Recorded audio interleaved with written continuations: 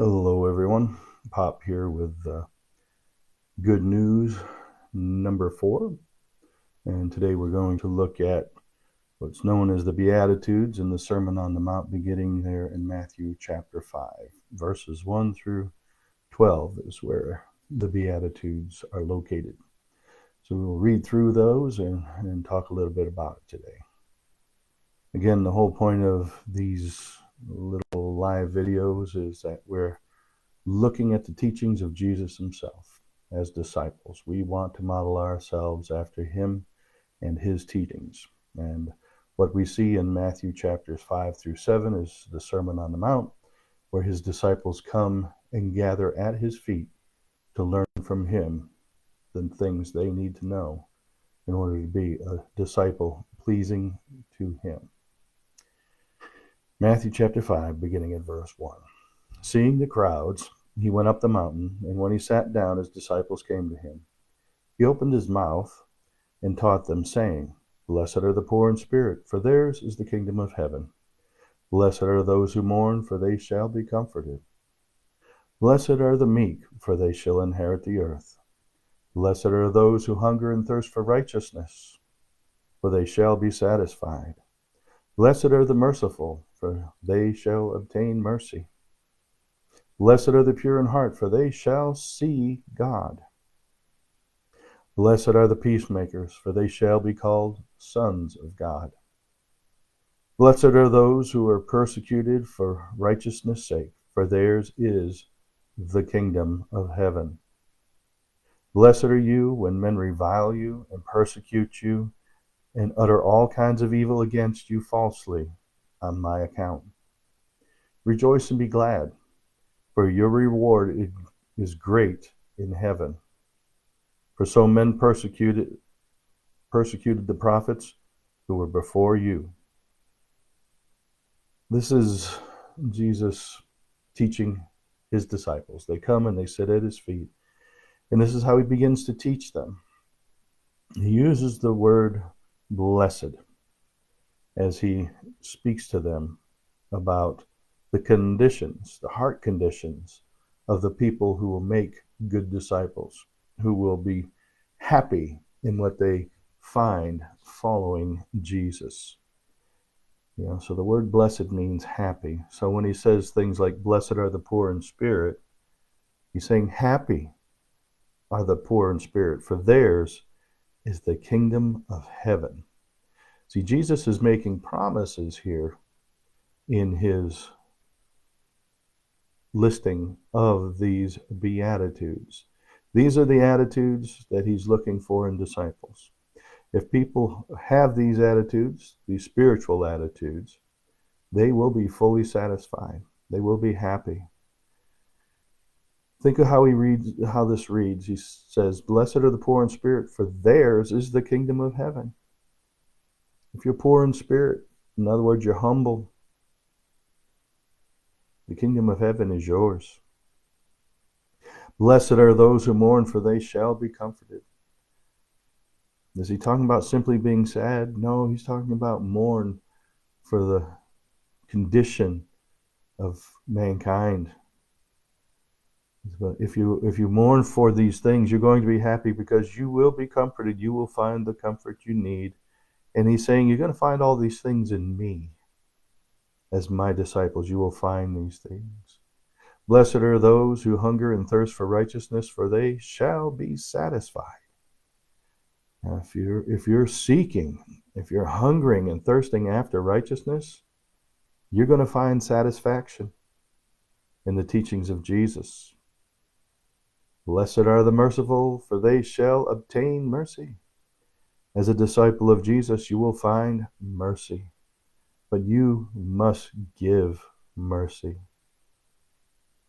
Blessed are the pure in heart, for they shall see God.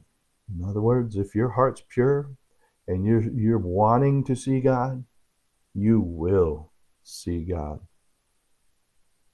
Blessed are the peacemakers, for they shall be called sons of God.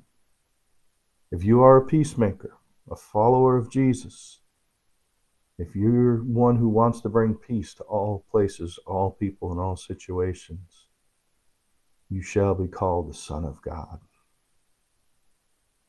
He says in verse 10, blessed are those who are persecuted for righteousness' sake, for theirs is the kingdom of heaven. If you're persecuted because you're trying to live a righteous life and trying to teach others to do the same, that's all right. Yours is the kingdom of heaven. And he says this is what's going to happen if you really want to be a disciple of Jesus, if you follow him. He says, blessed are you when men revile you and persecute you and utter all kinds of evil against you falsely on my account. Be happy when people treat you this way. This is how they treated the prophets before you. It's okay.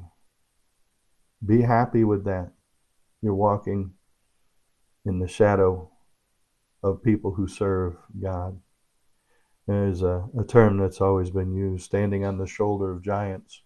And that's kind of what Jesus is saying. If these are your qualities, if this is who you are, I got promises for you.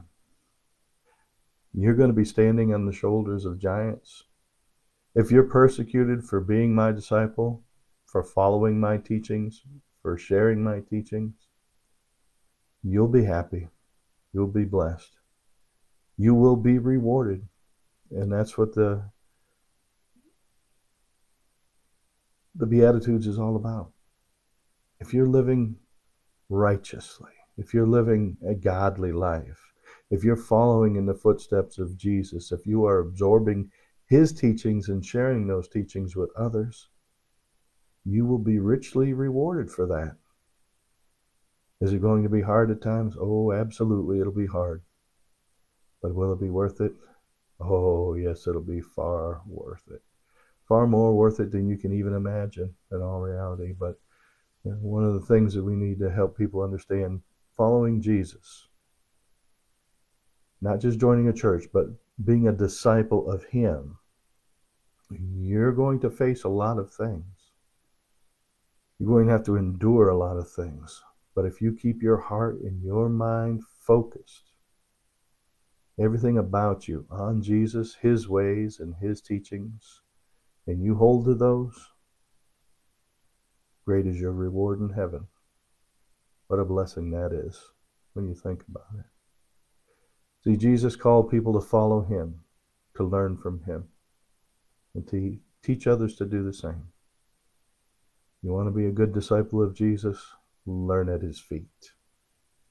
Accept his truth and share it with others while living it out yourself.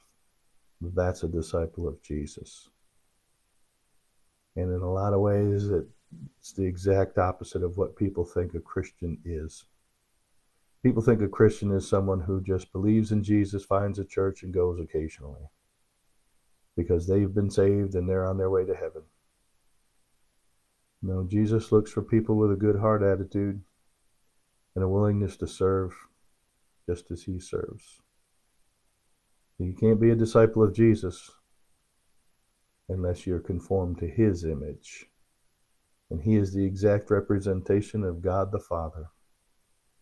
So, discipleship means you make yourself a student of Jesus, the master teacher. Well, that's what I had to share with you today. Lord willing, we'll be back together again soon. But meditate on these passages today, the Beatitudes. Measure yourself against them, not against anybody else's standard or any other way, but the standard of Jesus. And if you measure up, you know you're going in the right direction. Let's all strive to be better disciples of the one who gave his life that we could live forever. God bless everyone. Have a great day, and Lord willing, we'll see each other again soon.